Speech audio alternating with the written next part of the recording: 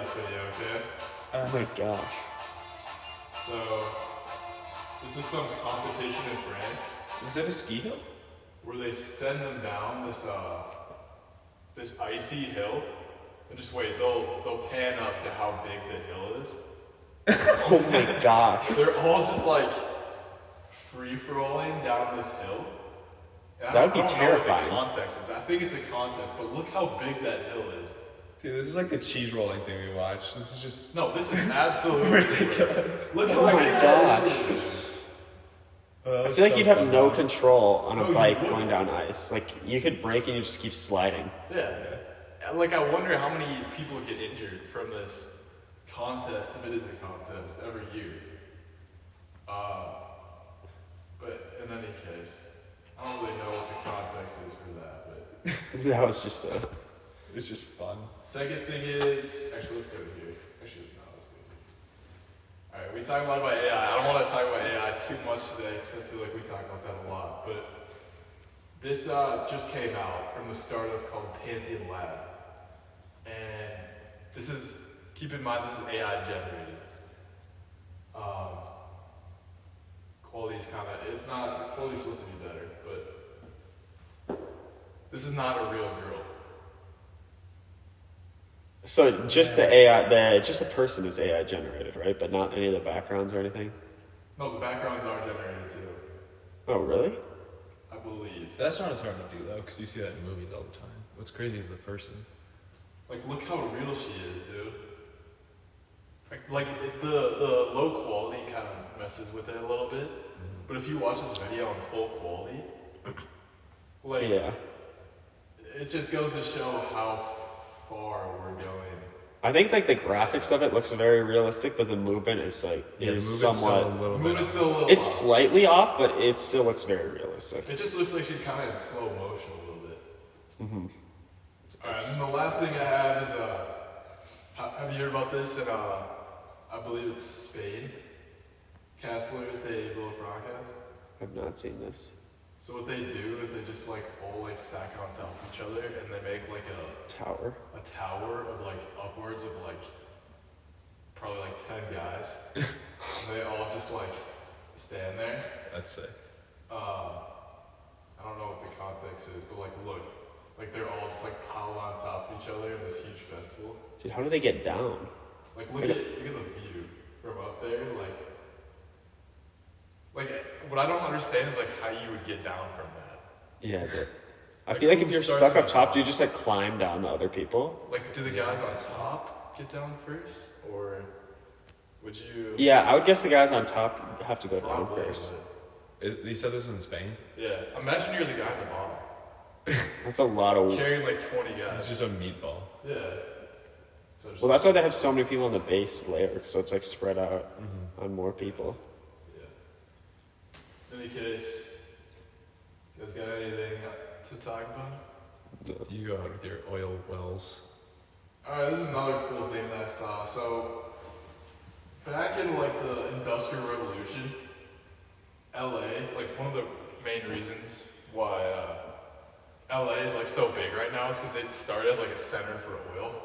So there were literally just oil rigs everywhere, and it got to be so bad. Like these were just like normal homes here, people trying to live their lives, and there's like this sea of just mountains of oil rigs in the back, and it was like smog everywhere. It was really bad. So what they did was people started to complain, and they started to, they're like, we're already making like dirt loads of money from oil, like we're not just gonna stop making oil. So they started to hide them in buildings. So they built like a ton of like churches, like mosques, warehouses, just all sorts of stuff to hide them. So these are still in LA today. So LA actually has like a huge oil scene, Really? but no one talks about it. No one really knows about it because they hide them in buildings like this. And there's like schools in LA where they're just oil rigs like right there. Like there's this, I'll pull it up here, but there's this school in, I think it's Beverly Hills,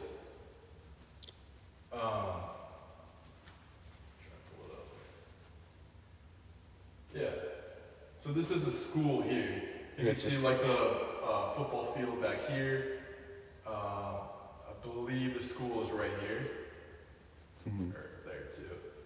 But this, like on the surface, it just looks like some cool tower. But it's actually like an art just oil rig. Yeah, and they've made them so that they're basically silent. So you would never even know. It's just crazy that like, I don't know, like it's something that like probably the majority of people who live in LA. I had no idea that oil, that like LA was associated with oil. Yeah, and it's not even like super obvious, but it's like something where it's like, okay, like if it's that easy to hide something like that, like what else could people be hiding under the surface of the sea that like no one even knows? Well, did you know that? I don't think we talked about this last time. All over Minnesota, they're just nuclear, and especially North Dakota, they're just nuclear silos, just in farm fields that people don't know about. Like when I was doing my behind the wheel with Tom, we drove by this one farm, and he's like, "You see that little concrete building over there? There are nuclear bombs stored in that building." No, Roman. No, we still got this. Yeah, we still got it's fine. But yeah, because basically, then that's from North Dakota. That's the shortest path to Russia from the U.S. Just going over the like North that Pole. over. Oh, that's wild. But yeah, so like they're able to hide these things, and that just reminded me of these nuclear silos in Minnesota. Do you guys know about like the catacombs in France? Oh my gosh, with like the tunnels, right? Yeah. If we had, I don't really want to go out there and pull it up, but it's sick. It's on the bucket list. It's something I've always wanted to go to, but it's just chock full of just like human bones and just like miles and miles of tunnels. Imagine if there was like something like that just like under Maple Plain. Or like, we'd have no idea. Like, there's like a ton of conspiracies about things being underground, like hollow earth theory, and the government has like bases under the ground that they're hiding like all sorts of stuff. It's like, obviously some of that is far-fetched, but we know that there's I forget what it's called, but there's a facility under the White House for the president to escape in if need be, if there's like a countrywide emergency. So there are like clearly like there are underground facilities for government uses, and like they did this with there's some facility in I believe it's like New Mexico or something where they held nuclear something. Again, if we had Adrian here, we could probably pull it up. But point being that there obviously are a lot of facilities that the government probably uses to hide stuff without our knowledge. Yeah, I want to backtrack to the catacombs. Do you know what their original purpose was? Because I don't, but I'm just wondering, why was there all those bones? I think it was because of the Black Plague. So many people were dying that they just had they had too many bodies to bury. Corpses. Yeah, and they're just like, let's throw this in the ground. Because, I mean, apparently if there are that many dead bodies in an area, I read this somewhere where the Mongols would like slaughter whole villages, and it would get so bad that they would have to leave the area. Like, they couldn't stay there because the stench would be so bad that the stench alone like would cause people to like die. Well, they probably didn't realize this, but it was also probably toxic in the air from all the fermentation of dead bodies. It's just like there's like in areas of so much death like that, like you have to either leave or like probably throw it under the ground, but I don't know. Well, I feel like even if you throw it under the ground, there's still going to be some effect on the environment above. Probably. Were the catacombs like rediscovered, or you know what I mean? Yeah. Like, when were they discovered in modern times? We could look it up, but I don't think it's ever been a thing that was like tried to keep secret. I don't know. Yeah, but well, if it's from the plague, so that's like how many 600 years old? Yeah, but there have been catacombs throughout history. Like if you go to Jerusalem, oh there are yeah, also I guess you're right. that you can walk through. Yeah, I don't know what those are for either, but French catacombs. Oh my gosh. wild. Look at Ugh. That is crazy. Dude, it's weird that they would make like architecture out of it. Yeah, with the bones. yeah, I think they want to Like that's beautiful. Like, honor the dead in some way. So even though they can't bury all of them, they're still trying to. That's probably what it is. That's amazing. Yeah. Well, did you guys check out that? What is it, like ancient civilizations or whatever? I briefly checked it out, but Yeah. I was more just looking at the premise of it than actually taking a deep dive into that. This kind of goes with the theme of that, where it's like, I don't know when this dates back. It's probably like, I don't know, probably like I think like the Black Plague, so like, probably like 16th century or whatever. But they're starting. Well, this is obviously like a source of huge debate, and there's like a lot of pushback from academics. But this guy Graham Hancock, he had this documentary where it's like, just came out. It's basically going over the fact that now they're discovering these archaeological sites where like traditionally we think there's like been this narrative where it's like humans start as hunter-gatherers. It's like a kind of like a steady increase in civilization. They started farming, they started domesticating animals, and then like it's just like the steady progression. And they're finding these sites where it's like like thousands of years behind where they traditionally thought humans had that potential. Like there was the Ice Age, you know, where everything froze, sea levels rose. There's like these huge climate shifts, and traditionally scientists were like, yeah, nothing could survive that. There's no way humans like had civilization during that time. So they set like the date back or after that for hunter-gatherer societies to start thriving. Well, they're finding these sites that are incredibly advanced before the Ice Age, and it's just like archaeologists don't know what to do with it. And it's not even that they're incredibly advanced, they're also like aligned with geometry of the sky. So like they're aligned with like, they'll be like, there are some sites that are aligned with like the summer equinox, the winter equinox, and then like the track of like a certain star. It's just like, how would they have, like it's not only that they had the tools to build something like that, like a huge archaeological whatever monument, they also had the tools to like align it with geometry, which is just like, they don't know what to do with it. So I'll try and pull up some of these sites, but it's just like, I mean, what do you guys have any thoughts on that? Well, wait, did you say that like, did you say that there was no way advanced civilization existed during the Ice Age? Because I feel as the Ice Age isn't actually that old. Like I feel like farming was invented because during the Ice Age, it's not like the whole Earth froze. It's just like the ice caps moved south from the North Pole and north from the South Pole, but there were still parts of the Earth that weren't covered in ice. No. Yeah. Because I know like one fact that I always like is that while the pyramids were being built, there were still woolly mammoths alive. Oh wow, But it was like across the world. But at the same time, that's wild to think about that. The ancient pyramids were older to the ancient Greeks than the ancient Greeks were to us. Yeah, I've heard that too. I think that's wild because to us they seem like pretty similar societies. They're just basic technologies, but when they probably looked back at the Egyptians, the Greeks, they're probably like, what? Like these people were so basic, so unadvanced. It's just hard for us to like see differences in technology like that, I feel. I wonder what the Greeks thought about the Egyptian pyramids, because we have all these theories about how they were built. Oh yeah, they're like, how did they build these? Yeah. The other thing is,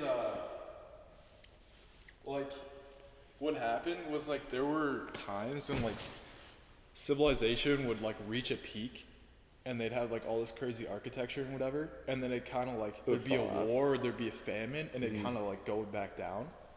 So I forget where I heard this, but it might have been after like the Roman Empire or something. Like imagine you're like a hunter-gatherer, like a lesser advanced society, and you see like the ruins of like the Roman Colosseum or like something that you can't even fathom. You're just like, whoa, like this was before us in the past, and they seem to have a civilization that was way more advanced than us. Like we can't even really fathom that because we have this idea of like a steady progression of civilization, but at the same time, like if civilizations are separate, I mean, we tend to think now of the whole globe, like the whole human race is like one progressive thing, but the globe wasn't as connected back then as it is now. So like if you think of an example like the Native Americans, when the Native Americans were discovered by the Europeans, if they went over to Europe, they'd be like, oh my gosh. Yeah. Like, look at all this civilization. What is going on here? Or even the North American, or the American Indians that were in North Dakota, if they went down to the Mayan civilization, they'd be like, oh wow, that's crazy. Right? Yeah. So it's like, if human civilizations are separate, they're going to progress at a different rate, and they're going to figure things out separately. Yeah, I think that's one thing that we forget about a lot, because like the major civilizations, for the most part, I would say developed independently until they like started becoming more connected, because you had like the Egyptians, and then like thousands of years later, so like say they got to a certain point, and then you have like the Romans, and maybe they got slightly further, but then there was a downfall, and then it was like the Middle East was the next place that was growing, and they got advanced in like science, mathematics, astronomy. yeah. And then eventually it got to the point where everyone is connected, and now humans more so develop together instead of independently based on their civilization. Yeah, there was a really cool shift in like, I don't know, maybe 1500, where all these civilizations started coming together. The Islamic cultures started using the Greek technologies, and then that got shared with the Europeans because of trade. And then the Asians were brought into that from the Silk Road trade, and then all of humanity kind of started advancing together, and that's when huge progress happened. Yeah, that's basically his argument in this, is that we know that happens because we have hunter-gatherers today that have like a lot lesser technology than us, so why it stands to reason that like thousands of years ago it'd be the same deal, where maybe you had like these huge civilizations that were able to align these massive sites with geometry while they were also hunter-gatherers, but we only find like here and there pieces of like the hunter-gatherer societies. Well, why couldn't there be other societies too? So like an example of this is, I forget when this is dated. This is in Ohio. And what it is it's called Serpent Mound. And I forget like what society did this or whatever, but it's got like this twisty thing, as you can see, and it doesn't look that impressive on the surface, but I mean this is still like pretty like advanced work for like a hunter-gatherer society. And there seems to be no purpose, but then you look at this, and this is the summer solstice, and it aligns perfectly with the summer solstice, and there's like a bunch of other like alignments that it has. That just like the first one, it's like, okay, that could be a coincidence. Second one, it's like, all right, that's kind of weird. Yeah. Third one, it's like, dude, like this was intentional. Like there's no way you could get 5 straight coincidences aligned with the sky. The other one is Göbekli Tepe. This is in Turkey, and this is what they think it would have looked like when it was normal. But Wait, so what is it? Yeah. Do they know what it is? Oh, it's an astronomical observatory. it's another thing where it's aligned with geometry, and I don't know. I forget how exactly it's aligned, but there's like these weird faces. It's just like, dude, like the idea that they would be able to create something like that when we think that they wouldn't even be able to domesticate animals, or like those stones are worth tons. Like we wouldn't even know how to lift that if Without our technology. yeah, without our technology, and they were doing it with apparently hunter-gatherer technology. Like, it just doesn't make sense. So, I don't know. One thing that I find interesting is how pretty much all ancient societies have such an interest in astronomy and the stars, because nowadays I feel like there isn't really much of an emphasis on like we believe that that astronomy and stuff doesn't have much of an impact of what's happening here on Earth, but back then all of these societies gravitated toward the stars and like figuring out calendars, solstices, equinox, and all that stuff. I just find that interesting. Mm-hmm. I was watching this one Veritasium video recently where he actually kind of made the opposite point where, well, yes, humans don't these days give much credit to the stuff outside of Earth, but actually what's going on out like in outer space has massive effects on the Earth, and that's what made the Earth into what it is today, right? Like, Yeah. you know, if this one asteroid didn't pass while our sun was forming, maybe it would have been a little bit bigger or a little bit smaller, and then right, like all these different things, all these like a Cosmic supernova, events, yeah. 20 light years away could completely decimate the Earth, and it's just crazy how interconnected all these things are. Yeah, well, that's just one thing that's so hard to understand, and I feel like there probably isn't cosmic evidence of certain things happening. So there could have been some event, however many years ago, that we have no idea about. That is the reason that we're like here today. Mm-hmm. I know we talked about this in history. I think you guys might not remember this, but like you look at societies like this, and you look at like the pyramids, where you have those big stones over the king chamber that are worth tons and tons and tons, just ridiculous amount of weight. And they tested like the minerals, it came from like 500 miles away.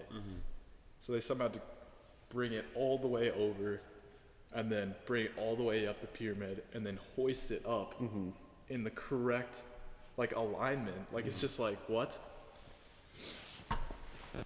And the argument against like these societies having like being advanced is that, well, where's the evidence? Like, where is the plastic? Where is the tools? Dude, what if like we went the material route and we went to electricity, metals, plastics, woods, the material, the physical? What if they went 180 degrees and they went to the mental, the spiritual, like some unknown aspect of like the human psyche that they like unlocked another part of our psychology that we just have no idea about because we just never discovered it. Yeah. And then they were able to utilize that to like build technologies. I mean, I don't know, it's possible. The weird thing about the technology that they used to build the pyramid is the Egyptians wrote down so much of their history. They wrote down, especially in hieroglyphs, like on murals, you can see exactly how they raised their kids, how they made meals, how they worshiped their gods. And everything they did was shown in hieroglyphs. We can see how their lives were lived.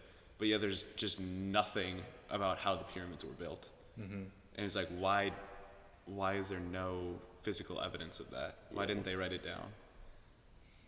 That's And interesting. if they did develop some sort of mental technology, wasn't there a guy going like, Hey, well, In a wait, let me pull up something. So that reminds me of so the Egyptians, they were obviously like, so what Roman was saying, maybe they went the mental route. So they were obviously like, there's some of those pictures, and it's like they were obviously using some drugs or something like that. And that's what Roman was saying. Oh, what what happened? Just unplug the USB. No, it's never good. mind. No, it's good. So there's like people saying that the Eye of Horus, which is like a symbol that they use a ton, it looks just like the pineal gland, which is like, here's a good picture of it. This is a part of the brain where like drugs affect it. That's the exact same. Yeah, it's literally the exact same picture. That's crazy. And people were wondering if they knew that that was the part of the brain that the drugs they were taking were affecting. I've also seen that they were like, you see it again and again in like their hieroglyphs. There's depictions of them holding like this plant, and it's a really specific plant. It has like a specific look. I forget what it is, but it's known to have like that, like those like psychedelic effects. So it's like, obviously this is just like theorizing, but that kind of goes with saying that if they were able to like possibly use psychedelics to like access this like next spiritual level, which sounds like new agey and like woo, Yeah. but it's like, you have to understand too that we're a society that bans psychedelics. They were doing a lot of research on it in like the 50s, 60s, 70s, and then they halted it. And now it's like really coming back into the frontier of science. But we have no idea what these long-term, like what these compounds do. And there's anecdotes of people accessing knowledge about themselves, meeting entities like in DMT, like you meet like the elves who, I mean, you could laugh about it, but these people get like life-changing effects from talking with these elves, and it's almost like people describe it as like meeting God or like meeting this higher power and like having like a connection with it. So it's almost like they're doing studies. The Imperial College of London, I think, is the university that's doing it right now. They're literally like sending people into the DMT realm, they call it, and like mapping it out. And they're seeing like these reoccurring like entities, like with the same features, like the elves. That's like a common like entity that they see in the realm. Like different people. And Different people without taking prior the substance knowledge of without it, prior knowledge. And they all this is like their cut first elves. time or like their first Did couple they- times. Did they intentionally make it so that the subjects of the experiment had never heard of the elves? Like, I believe it I would was guess it was so. controlled like that. Like, I don't see any reason to like bring up elves like beforehand. Like, you know, like are Yeah, they're not will you see informed of- elves? yeah, like do you know of the elves? But it's just weird because like I think our understanding of the human psyche is still kind of in like the Stone Age. Yeah. But No, who knows? I definitely agree with that because I feel like there's just so much we don't understand about the brain in terms of like decision making and what's actually happening. Yeah. Like how can all these chemicals and nerves in your brain like interact with each other to create consciousness? And I feel like the drug route is like, it's definitely something that's not very well understood by us. Roman, do you know more about the, like, what the entities, the elves, looked like, or what they're doing? Like, why would everybody who does DMT experience that same thing? Do you know? Well, that's Any the more big. about that? That's the $1 million question. Yeah. right? But it does seem interesting that usually when they see the entities, I'm like fascinated with this. So I've obviously never experienced it, but people who go through this experience, like they describe those entities showing up and then like discussing with them some element of themselves that's like causing them like to kind of be like blocked in like self-improvement. So like people come out of these experiences like learning from those entities and then like having new insight onto themselves. So it's just, I don't think they're always beneficial, and sometimes they're probably neutral. They don't do anything, they're just there. It probably depends on the experience. Just like you can have a bad trip on mushrooms, bad trip on anything. Like it's not always beneficial, and obviously there are huge risks to taking this. Like some people, I think, like go psychotic or like have like psychotic breaks from taking psychedelics. So it's not all rosy, but it's interesting that they're like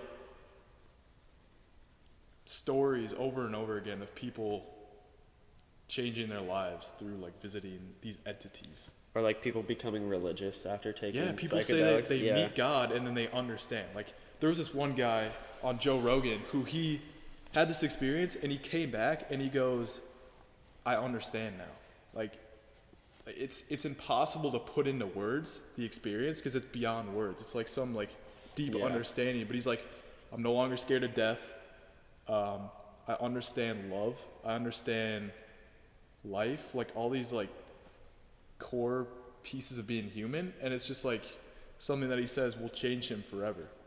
So who knows what that is? I think one thing that's also interesting about it is a lot of times people say that their experiences are almost like indescribable, or they'll try to like create an image of what they saw, but they're like, it looked kind of like this, but a million times more like amazing or like vibrant. Yeah.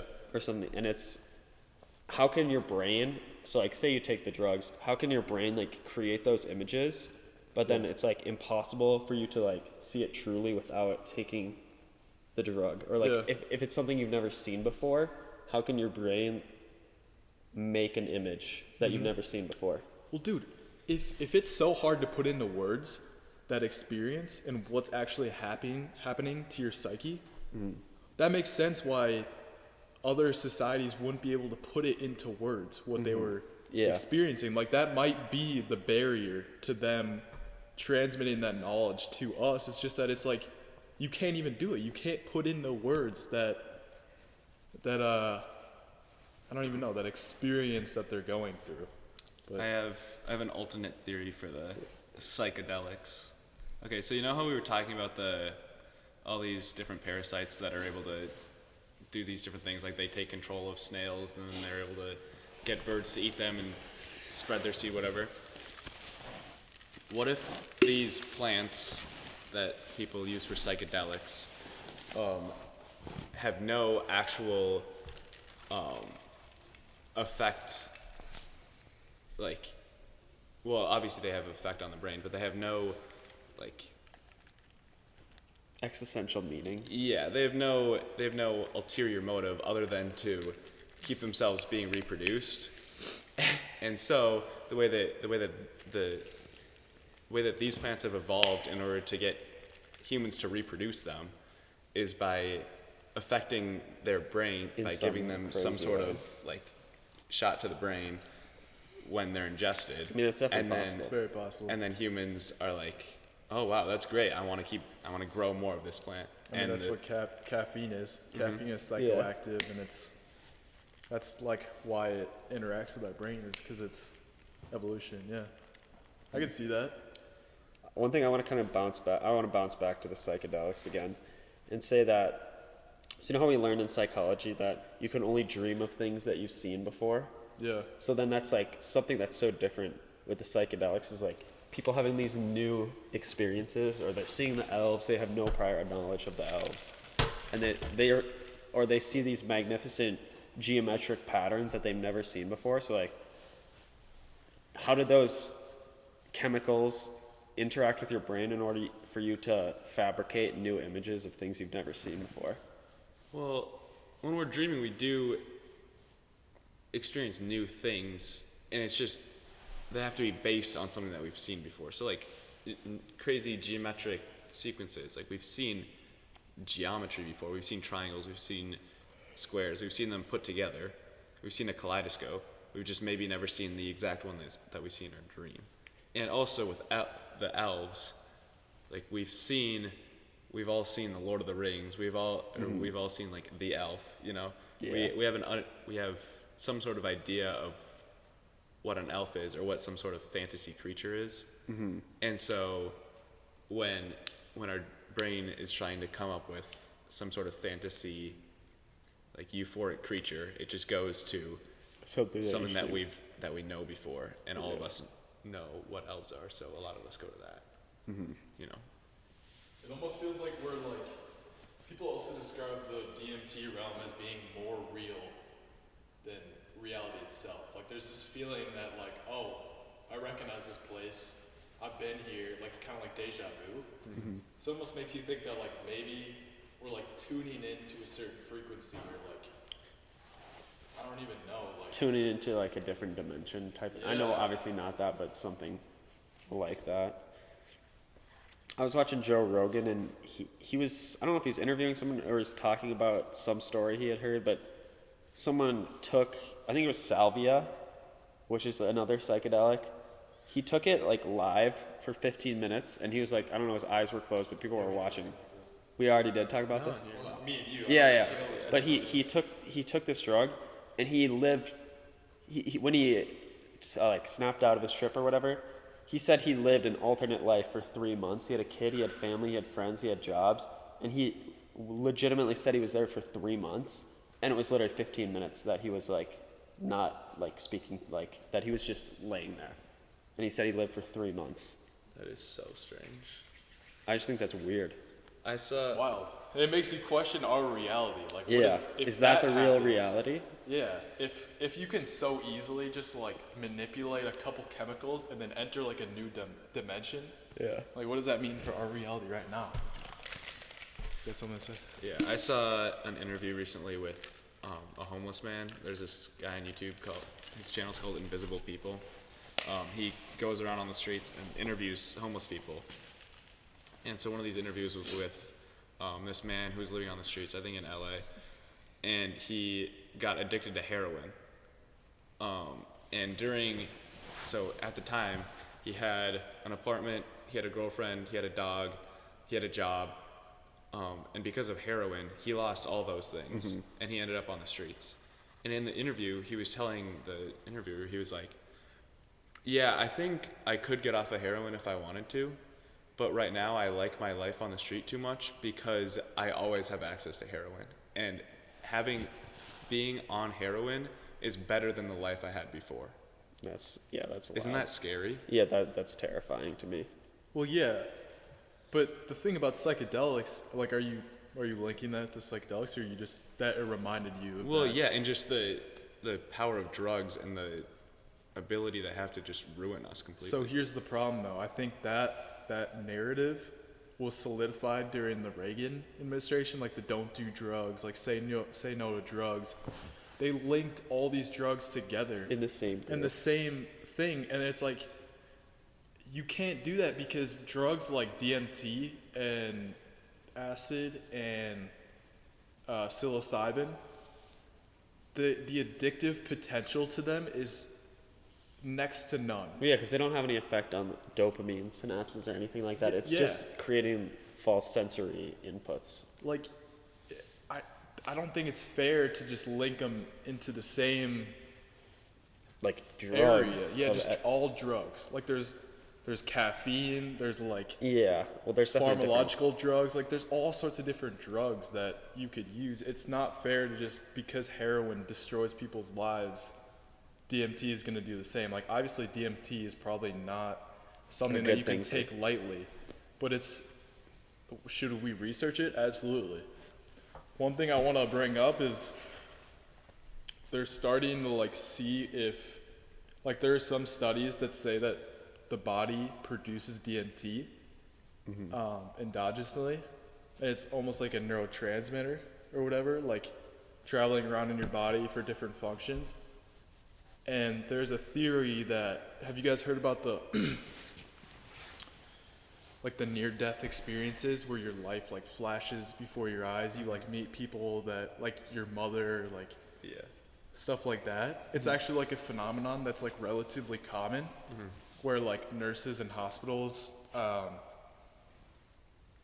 like they just see it so much apparently that it's just like, it's kind of like a staple in like the dying process. Where literally your whole life flashes before your eyes, right? Like you. That or you Experience have some everything. sort of vision, like hallucination. Or like you see somebody Yeah, that's dead or something. it's like psychedelic. And they speculate that that could be because of this endogenous DMT. Another speculation is that DMT is the reason for like those crazy dreams that you have, where you're traveling to new worlds, new dimensions, meeting people. It's psychedelic too. So it's just like DMT might be like a more, I don't know, significant part of the human consciousness than we think right now. So is it like confirmed that DMT is like created in your own body? It's speculative, not tested yet, but I think there are a few studies that say yes, and probably a few studies that didn't find evidence. So it's like still being battled out, but Yeah. I don't know, it's just interesting to think about. I think that concept of dreams is interesting. Like that maybe like what's causing dreams and what's the purpose of dreams. Is like, I know we said we weren't going to talk about evolution, but like evolutionarily, why would dreams have a positive impact on somebody, like in order to help them survive? Yeah. And also the fact that you can lucid dream. Like, have you guys ever lucid dream? Yeah. I've entered dreams where I can like control what's going on and like spawn people in. Yeah, the it's dream, weird. and then It's like not fly like around. you know. Dude, can I use your jacket? Yeah, you can use it. Like you think about like you can just do whatever you want. Like, and that's, I feel like that sounds probably confusing to people that haven't lucid dreamed before, but it's not even like you have no idea how it's working, but you can just be like, I want to do this, and it just happens. You know what I mean? Yeah. I think that's wild. There's this really good book by he's a Stanford neuroscientist, I think. It's from the 90s. Is it Andrew Huberman? No, but he's great. But he did all these studies. He's like the first one to actually confirm, I think, that lucid dreaming is a thing, because they had an agreed upon eye signal with the participants of a study, and when they enter the dream state and started lucid dreaming, they were able to do that eye signal to communicate to the researchers that they were dreaming. Interesting. Oh my gosh, that's crazy. So I believe that was him. It could have been someone else. But in any case, he has this book about like inducing lucid dreams, like all these tools to create more lucid dreams, which I've been trying to do, but it's hard, dude. It's like actually a lot of work. I know. I remember I was watching some video about how to actually like make it happen, and it was basically saying like every time you wake up in the middle of the night, Dream journal. yeah, you got to write down what you're dreaming so you can find like commonalities in your dreams to help you like try and recognize it. Yep. Like it takes a lot of work to actually get it to happen, and even if you do all that, there's still a chance that you might not be able to do it. It seems like some people like evolutionarily, or I mean genetically, like aren't able to do it. So it's kind of like something that's like certain people have, certain don't. But yeah, you have to like test if you're dreaming a couple times a day so that you prime your brain to do it. So then when you're in a dream, then you'll do it too. Well, I remember my first time I ever had it was like years ago, and I didn't have it. I didn't have it for like, I had it maybe a few times, and then I hadn't have it for years. And then we're learning about it in psychology, and we learned about like the dream states or the sleep stages, how you're like stage 1, stage 2, stage 3. Yeah. And then you know how you go like back to stage 1 for like a few minutes, and that's like waking up in the middle of the night? That happened to me just like a week ago. And I was like, okay, I know I'm about to fall back asleep, but I'm gonna like stay conscious in my brain. And I started dreaming. I was like, yep, I know I'm about to start dreaming. Dude, I've done that too. It's so weird. I'm like, I'm gonna stay aware. And it was so wild. Dude, I did that too, where it's like I was awake and then I started to descend in, and I'm like, oh wait, I'm not like going away. I'm like staying here. Yeah, and then I it know. like spawned in, like it was almost like it was a black screen on the TV, and then everything just came into view. And I was like, bro, the what? struggles that I've had is I know I'm about to fall back asleep. I know I'm about to start dreaming. And I like know that a dream's happening, but I can't see anything. Yeah. It's just black.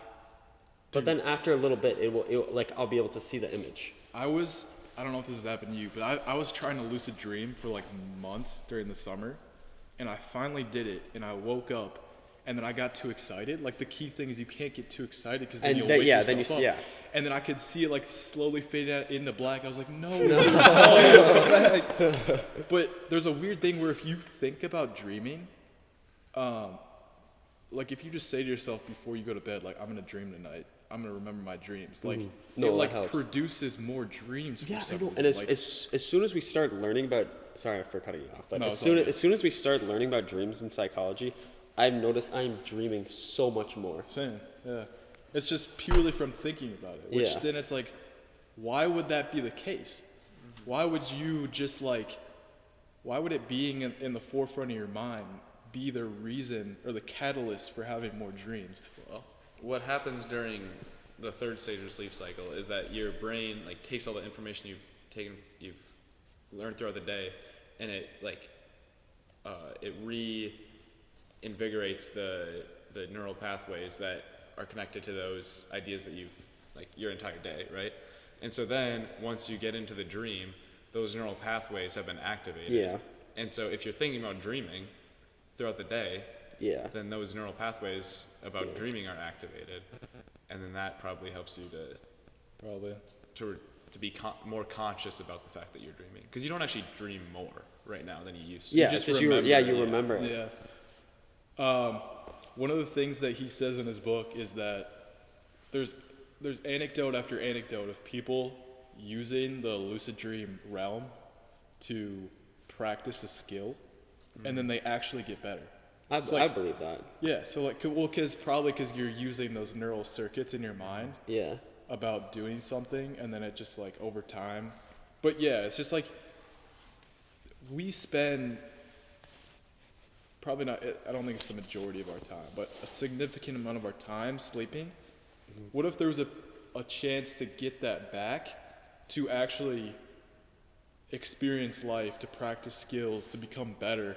Like if that's a huge tool, if you're able to take advantage of your dreams and use that for a purpose, then you get that time back that is just lost to just like basically passing out, like being unconscious. Like you can use that, which I think is cool. Well, because I mean, if you think about what practicing a skill is, it's just firing the same. If you think about practicing an instrument, it's firing the same neural pathways or whatever over and over, so that I don't know if those pathways get more efficient or like more fortified. So I mean, if you think about that in a dream, if you're just firing the same neural pathways over and over, it doesn't matter if you're not actually doing the activity. The pathways are still being activated. You can still get better at the skill. Yeah, and like for most skills, I don't know what the percentage is, but it's probably 50% your actual muscles getting stronger and being more used to doing the skill, like playing the piano, for example, and probably 50% your brain just being able to remember. If you're trying to learn a certain song, okay, at this part my hands should move here, and then Well, because you're acting it out. It's just like what's the brain part that's like restricting your muscles from actually moving. But like brain-wise, you're awake, right? You're going through the motion, so it stands to reason that would translate. And I mean, if you think about the dream state, the only thing that's different from your waking brain versus your dreaming brain is the frontal cortex or whatever, the logical part of your brain isn't active. I mean, that would make sense that you don't really need logic to be able to practice a skill. Like those are kind of independent of each other in my mind. Like, or like there's the physical part of your brain, which is still active. Like that's the part that's going to improve at physical activities, not the logical part. Well, but it's also the motor cortex is in the frontal lobe of the brain, and that's more or less dead, right? No, I thought the motor was in the Well, it's in the back of the frontal lobe. No, I thought it was in the front of the That's the parietal. sensory cortex. Okay, so maybe I'm wrong on that. And the other thing is like, just like the DMT realm, like people also get like breakthroughs from this realm too. So like, I just looked it up. Einstein's theory of relativity Came from a came dream. from a dream. Periodic table came from a dream. Using insulin for diabetics, dream. Google, the idea for Google, the sewing machine, DNA, Frankenstein, all these huge. Yeah, that's wild. Niels Bohr, the atomic model, like all these huge breakthroughs came from dudes that were in a dream, and it's like they were gifted this idea from some outside source. So whether that's like your unconscious or that's like the elf entity, the DMT realm, like who knows? But in any case, like it's kind of like the tuning in thing, where like you're kind of like aligning yourself with the frequency. We talk about that with like creativity too, where it's like the goal of creativity is just to almost like tune into that outside source, to like be the receptor of those ideas. Yeah, but once again, thinking about it biologically, like one of the main, at least theories about why we dream is information processing, right? That's what we just learned about. where you take all the information you've gathered throughout the day, and then your brain is, since you're not worried about anything else, you're not worried about anything conscious, your brain is able to creatively link those ideas together, and sometimes that's able to form an incredible idea, like all the ones you just mentioned. And so, like, Dmitry Mendeleev was not just randomly dreaming and then he came up with a periodic table.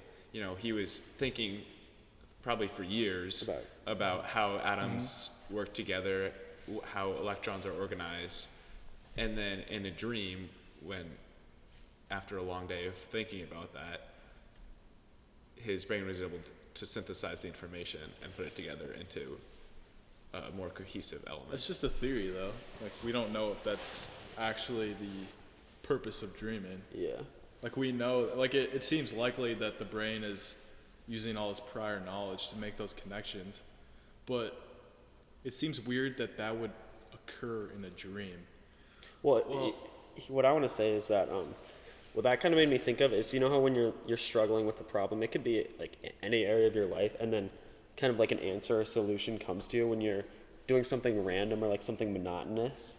That kind of sounds similar to dreams. Like, you have nothing else to focus on, so you can just focus on like synthesizing a new idea out of the like your prior knowledge. So it's like dreams, you don't have to focus about your waking life, or sometimes that happens when you're just doing something monotonous. So it's kind of like your brain is just thinking about other things, you know, while you're doing, like, I don't know, doing dishes or something. Yeah. And then the idea comes to you while you don't have to think about other stuff. Yeah, that's true. The other thing you were saying is just a theory, but I mean, partially yes, the idea that your brain is able to synthesize all this in a dream or while you're asleep, that is theoretical, I think, at this point. But they have proven that what you're thinking about and what you're looking at throughout the day absolutely affects your dreams. Yeah. Right? Like, they did this study where they have you look at 1,000 different images and then map out where that has an effect on your brain. And then during the dream, they take the images, or they let the subject dream, and then they say what they were dreaming about in the morning, and they say, like, oh, I was dreaming about cows and iron fences and whatever. And then they cross-reference the map that they had while they were awake with the map they were dreaming. And, you know, when they showed a picture of a cow, and when they were showed a picture of a cow, it looked the same as when they were dreaming about a cow. Yeah. Right? So it's the same neural pathways that are being activated. A little anecdotal was like about how you dream about the things that you've been thinking about. So we already had like we've been learning about dreams. I've been dreaming a lot more and remembering it. But then also, so we had a chess tournament in school. Yeah, you saw that. Yeah. So I'd been playing a ton of chess the whole week. And then like 3 nights in a row, there was some form of chess involved in my dreams. It was so weird. I was like, that's kind of funny that I'm dreaming about that. Yeah. There's also like just like the most random people. Like, you ever like meet some like random stranger and then he's like in your dream for like no reason? It's like, why are you here? It's like, I've met you once ever. Yeah. Why are you here? Yeah, exactly. There's like some connection to like your thinking in real life. It's just like, is there also like some connection to some outside thing like we don't know? That's cool to think about. I always know I need to play less video games when in my dreams, like my entire dream world is literally just a Minecraft world, and it's like everything I do is in terms of blocks, and it's just like, I hate that dream. And it usually happens when I play Minecraft till that makes late sense. at night. Poor timing. I don't know. Let's talk about this. We're in a transition. No. So this is a girl. This is a couple of years ago. I don't know exactly when it was, but it's really weird. And what happened was, normal girl was at this hotel, and all of a sudden, like she starts acting really weird. So they caught on camera. She's like going in and out of look at that. She's like checking the hallway. Like acting really unusual, like almost like hiding from something, and like not going anywhere. Like she keeps stepping in front of the door so it can't close, so the elevator can't go up. So really weird. That is interesting. And then what happens is at the end, she like runs out of the elevator. I think. Almost like something's chasing her. See if I can find it. Use the arrows.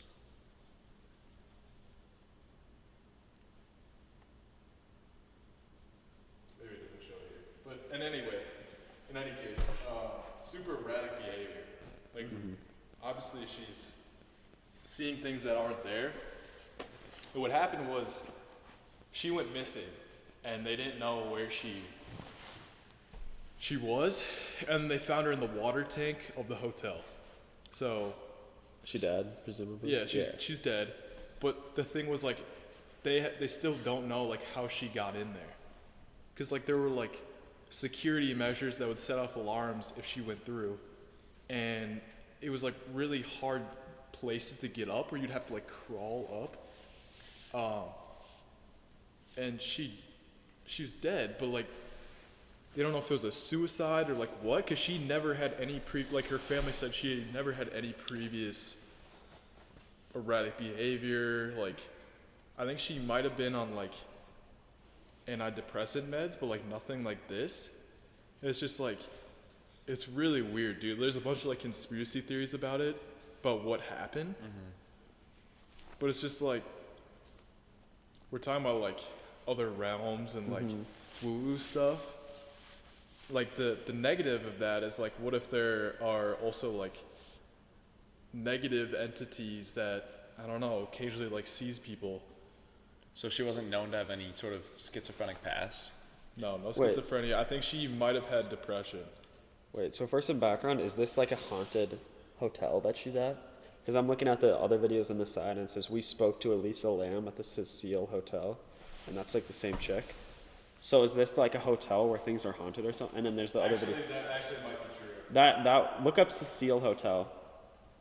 Because that's what makes me think is it's like a haunted hotel.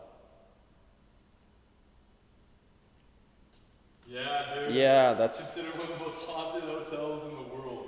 that many believe. There's been a bunch of bizarre deaths since its opening in 1924. That's So yeah. yeah. Dude, like, Other spirits or I something. don't know if I believe in that, but that's weird. Yeah. Weird. That she would be acting like that and then just end up in a place that is incredibly hard to access. Yeah. You have to wonder if it's like when places get a reputation like that, is it legitimate like spirits, like there's evil there or whatever, or is it people like know they're going somewhere that's haunted and then their brain psychs them into thinking they're hearing things or seeing things? Yeah, I think that's definitely a big part of it. Yeah, I think that definitely can be a cause because I feel like that happens a lot where it's like, oh, that's like the haunted house or whatever, that's the haunted whatever, and people will go there. Placebo effect. Yeah, and they'll basically. think they'll have this preconceived notion that it's going to be haunted, and their brain makes up things, like confirmation bias type of thing. It could also be though that they are actually accessing, like to Yeah, play you devil's don't- you advocate, don't know. and it's like in those movies where like the main character is going. It's like the dramatic irony. Where actually, I guess it's not dramatic irony, but they're going through something, like they're being tormented by some experience that they can't communicate to like their family, so their family thinks they're weird or whatever. Their friends think they're acting weird. It could be something like that, where it's just like we dismiss it because there's no evidence of it, but like how could there be evidence of it if they can't communicate what they're going through, you know?